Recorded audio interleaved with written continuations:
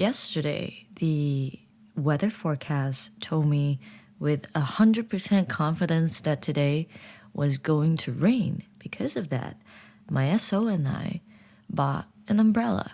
However, as I'm staring into the horizon, there is not a single droplet of rain. So tell me why we spend, what is it, $11 buying a freaking umbrella when the weather forecast said it would rain, but there is no rain in sight. What is this? Is the earth trying to catfish us now?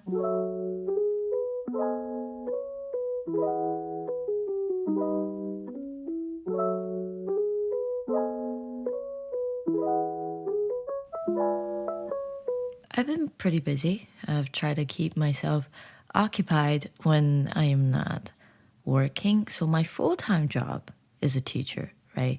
And my part-time job slash side hustle slash, does it count as aspiration? But I wanted to become a content creator. Now, this isn't really a product of my millennial generation. I don't know how to explain this, but I've always liked to create things, and I realize with the lifestyle that I want to have, the best way for me to stay employed is to be self-employed. But what are some viable options that I can be self-employed? Well, unless if I become like a digital nomad, if I can somehow make money on the web with no constraints. So that's when the image of YouTube came into mind. Initially, I didn't really like the idea of being a YouTuber because I feel like there's a lot of negative connotations and empty promises connected with, just associated with the saying that, oh yes, I'm trying to be a YouTuber. I make videos for a living. It sounds very scary, but at the same time, I am also a person who likes to see progress, and YouTube is a thing that is very hard to gauge your progress. You may be making videos for years and not, how should I say, get those explosive fame that we see on social media. Like, yes, I'm in a YouTube video and like 2 of my videos hit like 2 million and suddenly I'm a millionaire and I'm here at freaking, what is it called? What is it called? It's been such a long while, but you know, the people who buy a house together and have multiple YouTubers living in the same household creating content. I don't remember what it was called. Team 10? Team 10. There we go. Team 10 and like freaking, what is it? Phase Gang? I'm very out of the loop with the younger crowds, as you can see. I'm like watching cooking videos, true crime, like Stephanie Sue. That's the content that I'm subscribed to. I'm very disconnected from like the mainstream world. And I've had a YouTube channel for a long time now. I'm not very active on it at all. The whole purpose of that channel was whenever I was stressed about pre-med, I would go on my channel and sing. I like to make original English lyrics for Korean songs that I like. So that's what I did whenever my favorite band, Mamamoo, creates a new single that I'm very connected to. I'd be like, oh, I love this tempo. I'm gonna try to write lyrics from my own experience and then layer on top of that, and then let's make a cover. And that's what I did. And I've only occasionally, not really consecutively, made appearances on my own channel. So whenever it's comeback season, you know I'll be back. But whenever it's not comeback season, I'm just like in my slumber studying for pre-med, which eventually I'm not even going to be a part of. Now, I'm slightly more active on that channel because I had more free time after I quit pre-med and I started singing a little bit more. But that was like a source of stress relief. I don't want to say I'm not putting effort into it because obviously I come up with my own lyrics and it takes brain juice because I'm not just gonna like, you know what, let's just Google translate this and call it an English version. No, if I'm gonna do it, I'm gonna make sure I'm writing what I want to tell my audience. I'm writing my feelings out, you know. I am actually trying when I write my lyrics and then I make the cover and I shoot it and I just edit it, put some subtitles on, and I'm done. It doesn't require too much work. However, if I actually plan on becoming like a full-fledged YouTuber, in the beginning I was thinking, well, what kind of content am I going to make? There's already millions of contents out there. Which area do you want to focus on? Singing? Not really. That was your hobby. I didn't want it to take it away from the hobbies category because if I did that religiously, then it will become a source of stress. Plus, I don't think I'm that good at singing. It was just something for me and not really for the greater audience, I guess. There's a lot better YouTube singers out there, so I didn't want to venture in that field. Then, once again, I'm back at the same question. What am I gonna make? Are you gonna make a true crime podcast? Like the way I like to watch other people's YouTube video? It takes too much time researching, and that's the time I don't have. And one day, it came to us that, hey, you know what? I'm kind of a fan of Korean cuisine, and since I am in Korea, and there's this whole Korean craze going on because of the K-pop scene, it brought more attention to Korea, and now I'm in this very location. Perhaps I should do something about it. I should utilize my time and place and create some content. So I thought, you know, let's make a food channel, kind of like a food ranger where I explore different Korean food in the area. And how about let's make a series of that? So what I am currently doing is that every month I would start a new series, and every month I would create, in the beginning I created 4 videos, but now I'm creating 3 videos per month and taking 1 week off as a break because this is what my schedule looked like. Usually on the weekends, we will go to visit those restaurants that we've targeted. And then throughout the rest of the week, from Monday to Friday, I'll be editing and posting it on the channel on Sunday again when I go out to visit another restaurant. That way, I am constantly editing and filming and posting. So it takes a lot of time from my own schedule. And sometimes, not gonna lie, from my full-time job, I have some stress too. And I am tired. I want to rest. Oh my gosh, I can feel a sneeze coming. Wait a sec. Wait a second. So on the week that I am off, quote unquote, I brainstorm what I'm going to do for the next series. And at the same time, I just fully let myself relax, read some books, do some journaling, play some games. So I don't feel like I'm dead inside. So I feel like I still have some sort of time to do something I actually want to do to relax and reset my mind and not feel like I am a constantly running train. To be honest, in the beginning, it was so overdue, and I was overjoyed when I was just playing games for hours. And when I got tired of games, I hop on social media, and when I get tired of social media, I start window shopping, and when I get tired of window shopping, I go back to playing games. So this cycle continued maybe for like a day or so, and very quickly I got tired of resting. It felt very unproductive for me, and I did skincare routine. I put on face mask. I did the exfoliate, and I remember yesterday we were getting ready to go to our first location for the 3rd series.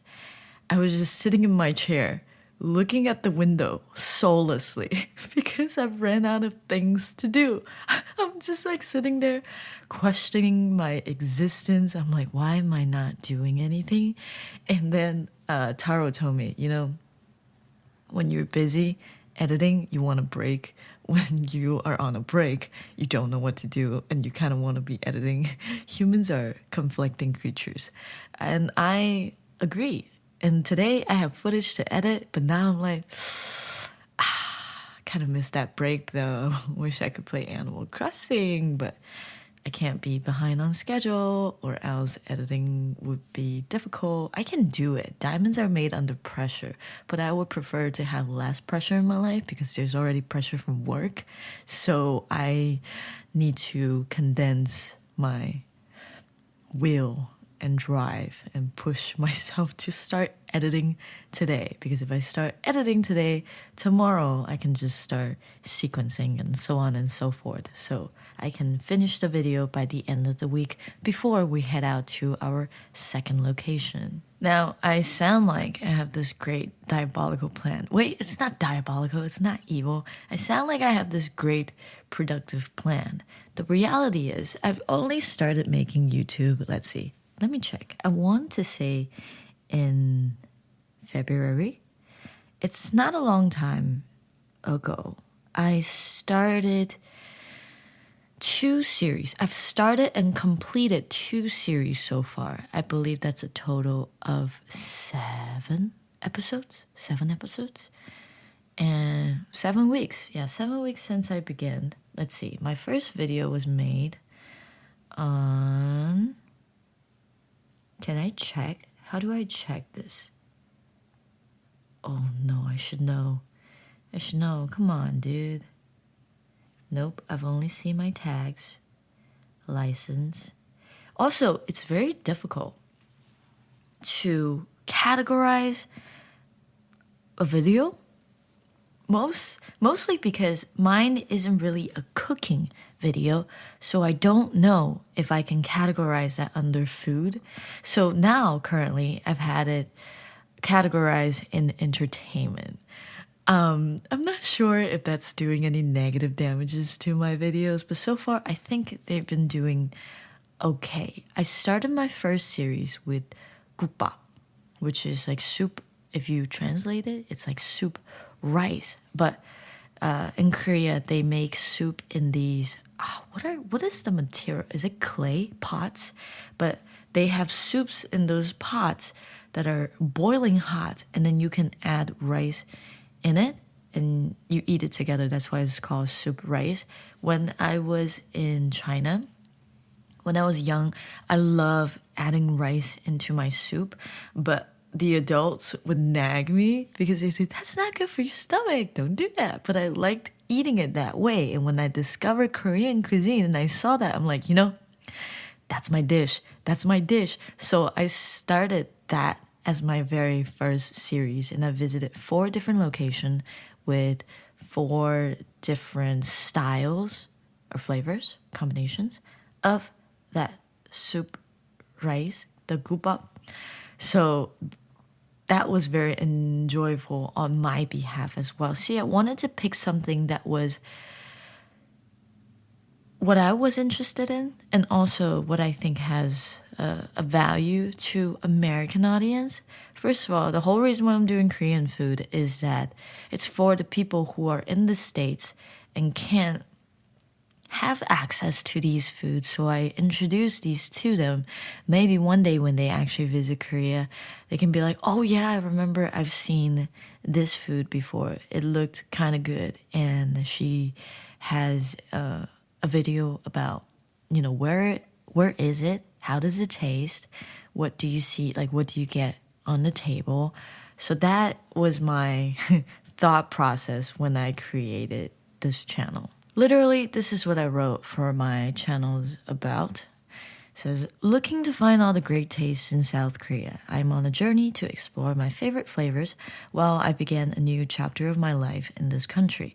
Come join us as we comb through the streets of South Korea to bring you on a visual experience you can't find in the States. New videos every week. new food every month, new location every time. And that was my motto.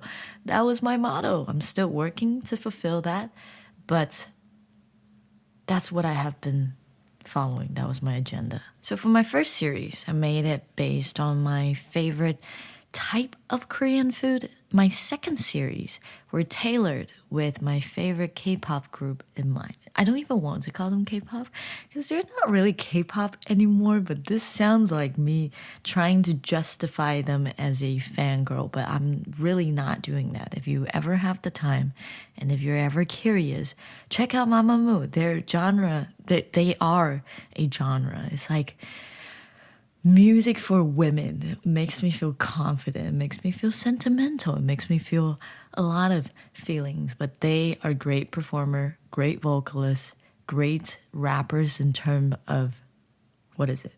Girl groups in the K-pop field. But they own my heart.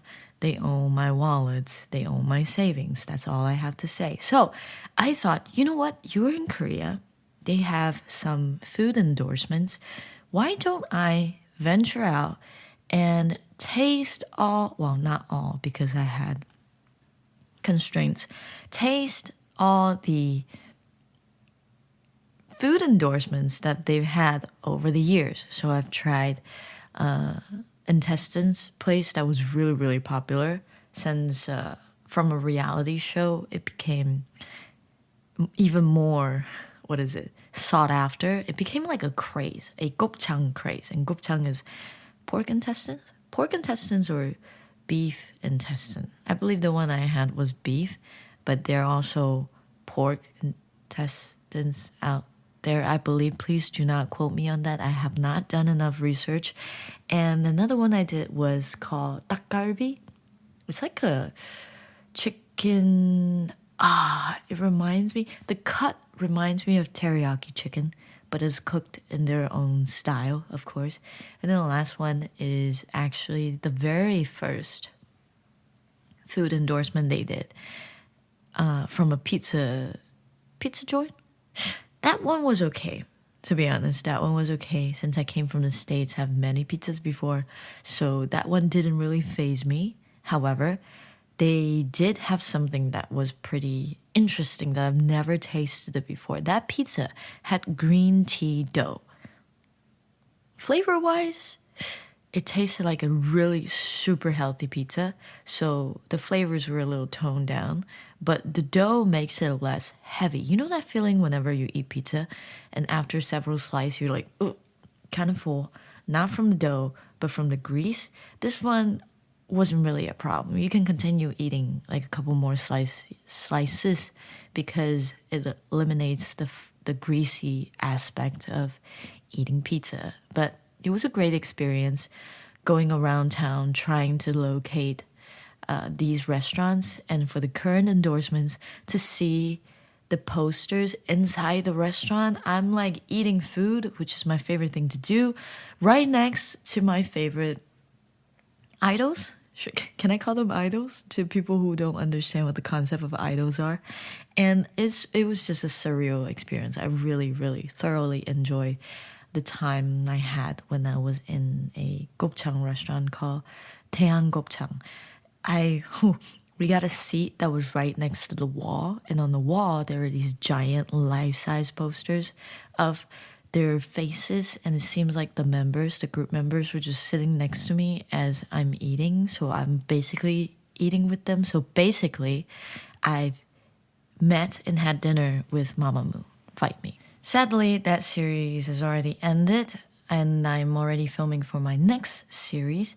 A little bit of spoiler, is also about or based on the artists that I like. However, we're venturing out of the K-pop field. We are actually taking a sneak peek at Korean hip-hop scenes. To be honest, my library consists 80%, 70% of K-hip-hop, 20% of, 20% of K-indie, and then 5% of English songs and 5% of K-pop. Maybe like 1% of Mandarin as well. So I'm a pretty big K-hip hop fan. So I'm very excited to see how this series turns out because I am still relatively new. So I have to consider, well, is the content that I want to make will attract other people's attention? And I think it's kind of a good timing because currently High School Rapper, which is a TV program that they have, I want to say almost annually here in South Korea, is currently airing. So by the time I push out these videos, they would be competing in semifinals and final stages. So it would attract attention. This is my brain trying to make it make sense. So we will see. I hope for the best of these videos because sad to say, I was thinking about this a lot these days. Even though I try so hard on these videos now, they're not being noticed because obviously the algorithm works based on your video's relevance. If you're a smaller channel, you kind of have to garner a little bit of attention on your own, and then you'll be picked up by the system, right?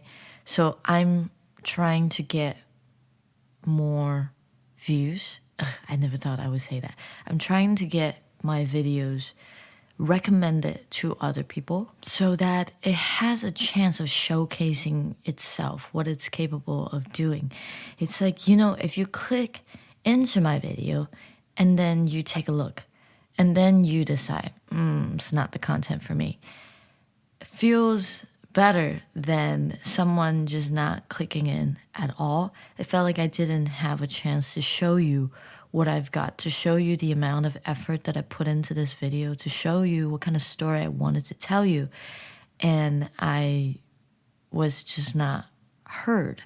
And that was something that made me feel kind of sad. And it made me feel like, why are you putting this much effort into videos that no one sees anyways? Well, not no one sees because I have some people that watch my videos, but it feels like it feels a little bit discouraging. However, I think that even though maybe not a lot of people see this, but as long as I am here, I am the quality control, right? And if this video is not to par, it's not to my standard, then I'm not going to be happy with it. So I will please myself first and then please others. I will make sure that my videos, even though I spend a little bit more time, I'll make sure that they look like the way that I want them to look like, so that maybe years down the road, when they do get discovered, when people do see it, they think, oh, this video was created with some thoughts. We can tell. Instead of, wow, this video looks like she just didn't even care. She's just trying to keep up with her quota to pump out one video every week. And during my 1 week off, I've also thought about, I've always liked to draw, like doodle, not draw. I'm not that artistic in my free time. And when I was in high school, I used to have this hobby of buying one of those sketchbook, and I would use ruler to divide them into kind of like a comic strip. And I make my own stories with my favorite characters from different animes together in my little sketchbook. So it was like a mashup comedy story that I would just imagine in my head. And one day Taro suggested, you know what, why don't you, to give your podcast more exposure and also try to generate another form of revenue, why don't you doodle like a comic strip and at the same time in the background play your podcast? Because there are a lot of videos where people are doing one thing but at the same time is telling you a story. It's like those story time videos, and personally I watch a lot of those as well, especially with Stephanie Su. She is a food YouTuber. She has mukbangs, but while she is eating, she's telling you this very intriguing true crime story. So Taro thought that, well, we can do a variation of that. You can do your podcast and at the same time doodle. And I thought, wait, I have one brain cells. I cannot focus on two things at the same time. If I doodle and I do podcast, there would just be long pauses of absolute nothing. So how about this? I record my podcast and I overlaid that podcast while I am trying to doodle. So I listen to myself when I am drawing a comic strip that's related to that podcast. So that was my thought process. And now I'm like, wait, I have no time to do this because for 3 weeks out of 4 weeks in a month, I'm editing videos. So it seems like that I will be using my quote unquote off week to do this. So there are, 5 days in my off week? Maybe I will pump out like 2 videos. So 2 podcast videos and then post those comic strips, quote unquote, on Instagram. I've already made an account. It's called lactoseintolerant.png. Let's see how long that channel stays empty. So I'm just trying to be as productive as I can without wasting too much time because I think I have this sense of being afraid to be stationary. And in a stage of my life, I thought my spirit animal was a shark. Not because I'm aggressive, I'm very passive. It was because sharks, if they don't swim, they will die. They need to actively swim so that they can filter. I forgot what it is. They need to filter something through their gills, I think. I thought that I resembled a shark. I was so afraid of being stationary. I was afraid of being left behind amongst my peers. So I thought I always had to be moving. I always had to be doing something. So far, I think I'm doing a pretty good job. I'm pumping out different kinds of content every week. I have videos posted, usually once in a month. I have my covers on my cover channel, and I have podcasts every week. And soon after, I will be making illustration videos while I do my podcast. So I'm busy. I'm a busy bee. I taught this word to my students a few weeks ago. Every time I see them, I'm like, are you guys busy bee today? And the reason why I call them busy bee is because in South Korea, education is intense. After class, students have to go to various academy until very, very late at night. And they usually go to like piano, taekwondo, English academy, math academy, like other music academy or Korean academy. It's intense, so they're always busy. And one day we were learning about schedules, so I taught them the word busy bee. And from that point on, I've started to refer to that one specific class as the busy bees. Like, are you guys busy bees today? Are you guys busy? And they were like, teacher, why do you call busy bee? I'm like, well, because bees, when they're working, the wing sounds like bzz, bzz, and it rhymes with the word busy. So you guys are a bunch of busy bees, and I am queen bee. No, I was not queen bee. They're not working for me. But it was kind of cute when I taught them that phrase. They're like, oh, that's why everything makes sense now. Though I'm not as busy as my students, I am just trying to stay busy on my feet as well. I'm trying to build my own nest, trying to get my own honey, And thank you for still being here. I'm very, very surprised. To be honest, I didn't think that I would still be making podcasts by now, but I thought I would give up halfway, but here I am. What, is this the 31st? 31st episode of Lactose Intolerant. I think Milk Tea will be proud. He should be proud of me because my comic strips are going to be about him. He's going to be the main protagonist. So Milk Tea, please look out for your Instagram page, and I will try to pump out that content as well when I approach my next rest week. Thank you all again for tuning in this week to our Lactose Intolerant Podcast. I almost forgot my name for a second. Oh my God. I hope everyone is having a beautiful week. Spring is slowly approaching. I know. Allergies are coming. I have allergies too. But try to enjoy the weather outside. Hopefully yours is not rainy like mine, even though mine is not raining still, even though the weather told me that it would today and we bought an umbrella. But that's for another day, for another rant. I hope you all stay safe and have a wonderful, wonderful day. See you next week.